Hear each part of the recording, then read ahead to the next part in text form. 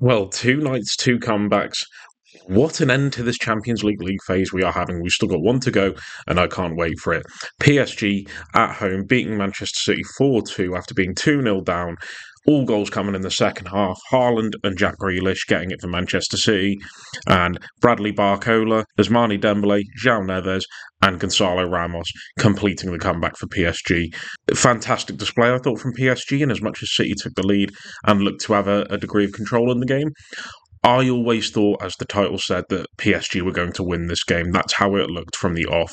And lo and behold, they ended up getting the rewards for what their dominance deserved. And I thought they outfought, and were just the better team on the night. And we're going to discuss that.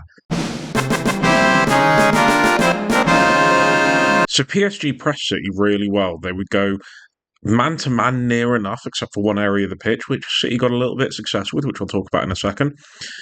And City would build up 2-4-4, Silva and Kovacic in the double pivot in between the fullbacks. And PSG would get Lee Kang in pressing from deep, or Bradley Barcola or Desiree Doué, depending on who was in the sort of false nine striker position, would press the centre-back on the ball. Typically, it would be Ruben Diaz, as he is the technically better centre-back for City, the one that can get play further up the pitch with his direct passing. So he'd press him, forcing him around to Edison.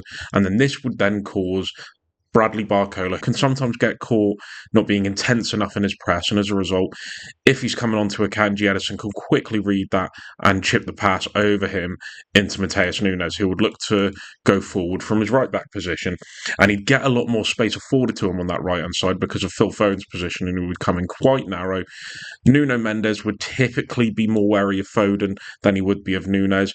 And in doing this, he'd have to react. The only issue would be if Nunes got far up the pitch and he sort of claimed territory as such in these more advanced areas that he almost couldn't get back and had to try and manage the run down the line as best he could, or William Pacho had to come across. If he could get close to him and start marking him, then Pacho would be more wary of Foden. I thought Pacho had a fantastic game. He was alert in his box defending and very alert in being able to engage whenever Nuno Mendes made a movement in these attacking areas. But as seen for the second goal, Mateus Nunes was given a lot of license to go forward and attack down that right flank, and in doing so, managed to run through the centre of the pitch as Vitinha's positioning, which was pulled very, very far to the left-hand side because of De Bruyne's positioning, who would sit in the defensive line a little bit more than maybe you'd expect of him. So Vitinha was pushed in quite deep, and so he couldn't really get across and cover that area efficiently enough to allow Nuno Mendes to get closer to Nunes. Nuno Mendes could also maybe hold him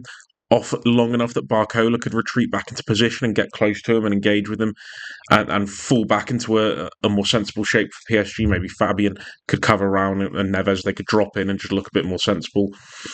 But with that being afforded to Nunes, he could get into crossing positions, put some decent balls into the box as he did. And the majority of attacks that came through that side was from Nunes. It gave Savinho more license to make some line-breaking runs in behind Haaland, to then occupy the two centre-backs or be left one-on-one with Marquinhos, where he could look for that direct option in behind. De Bruyne using his movement as well.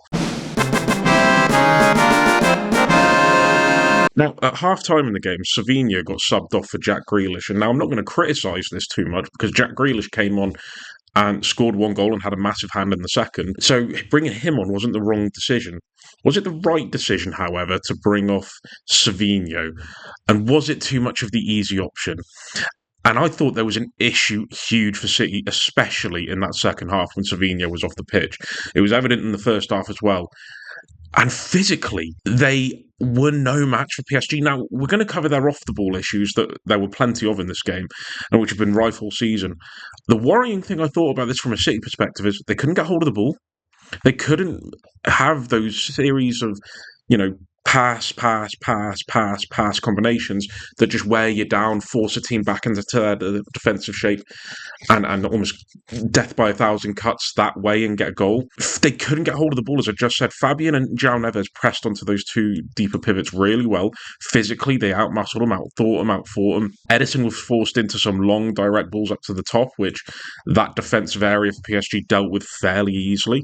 As I say, they couldn't really get control of the ball. I mentioned a minute ago about De Bruyne Bruyne being far too advanced alongside Haaland to the point where Vitinha could drop in on him and sort of easily cut the passing lane off. I just thought it was a really weird setup. You'd get Foden looking for it in the half space, challenging Mendes, as I was saying, whether he follows him in or stays out wide for Nunez's overlapping run.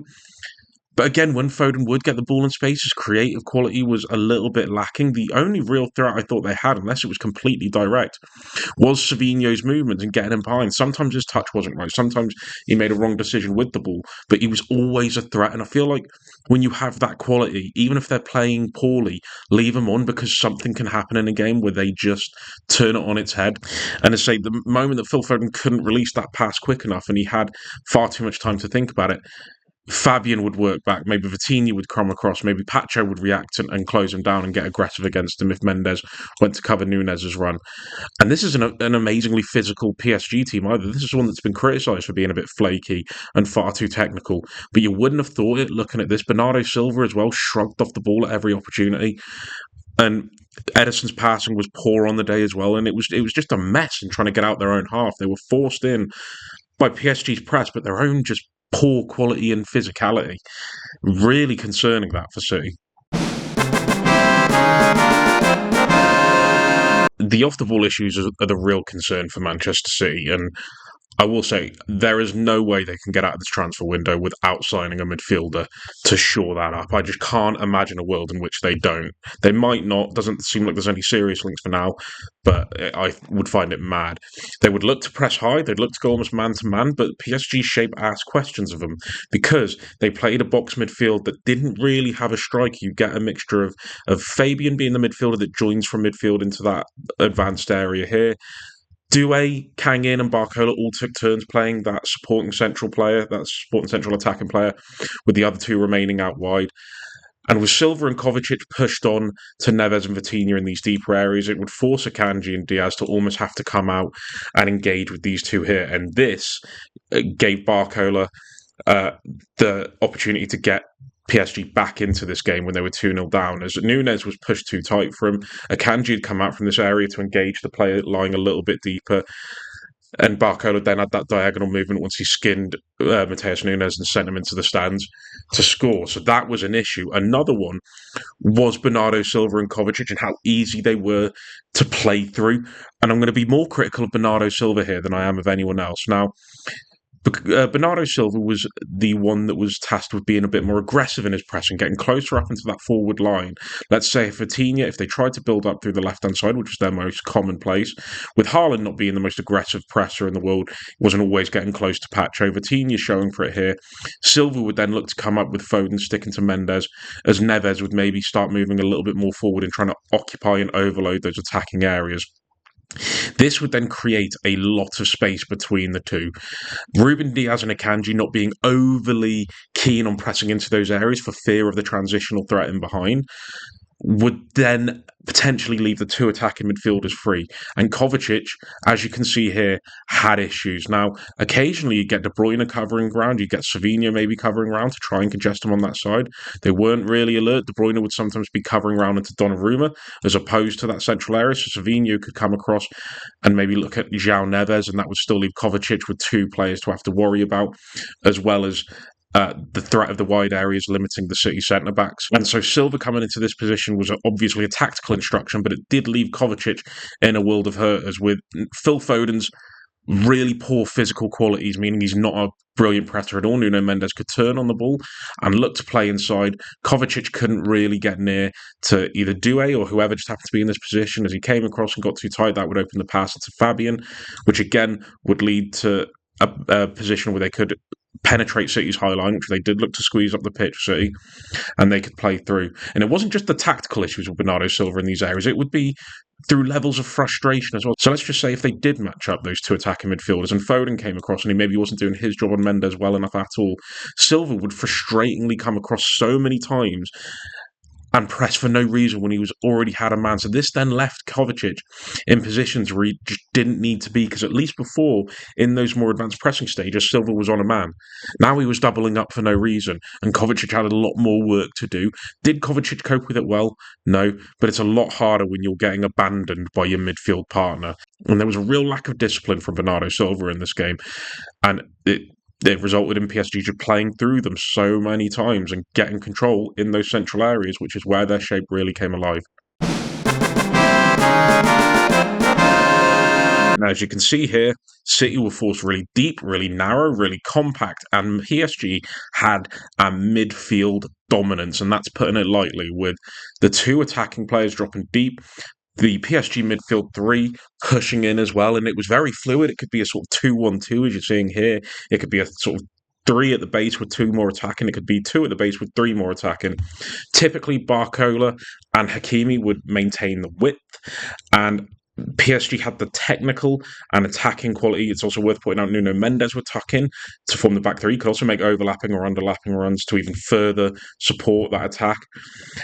And PSG could play through directly. They could get players like Vitinha on the ball and João Neves in these deep positions where they could spread the play over to the far side into the player in space as City space would shift across. Hakimi was also responsible for that as well. He was responsible for offering width and stretching the play and finding the ball to the opposite side. Fantastic performance from him on the ball. So there was that issue. And with, as I was speaking about before, Kovacic being exposed a lot in midfield, Bernardo Silva getting pulled all over the place, and with that narrow shape and the PSG being able to spread the ball from side to side, constantly moving from side to side, that wears you out.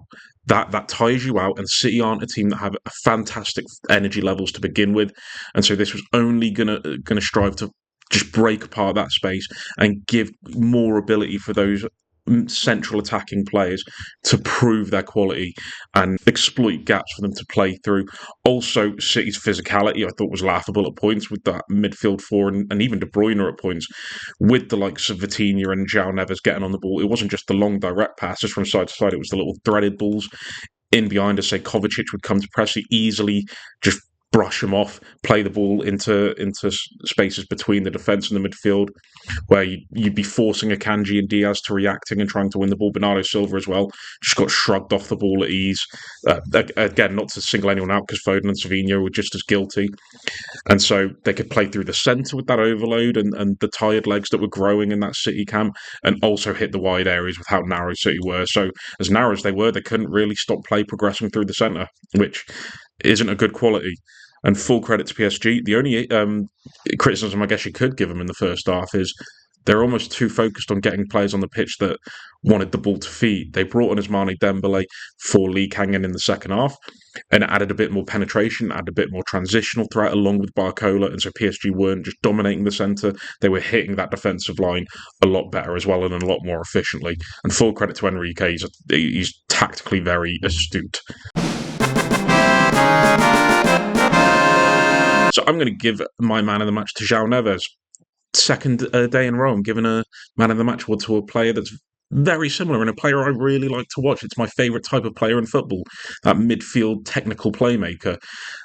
Fantastic array of passing and deeper build-up in the second phase and the more attacking build-up.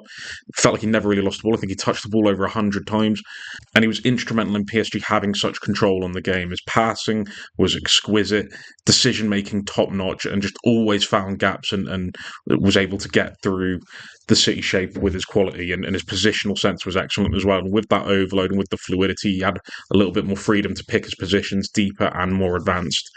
And so full credit to him. Got a goal as well. Just capped off a fantastic performance. And it was a crucial goal as well, the crucial goal. So full credit to him. But don't just take my word for it. I'd love to know what you think. Like the video if you like it, dislike it if you disliked it. Comment down below, tell me why either way. And subscribe if you want to see more. In a bit, lads.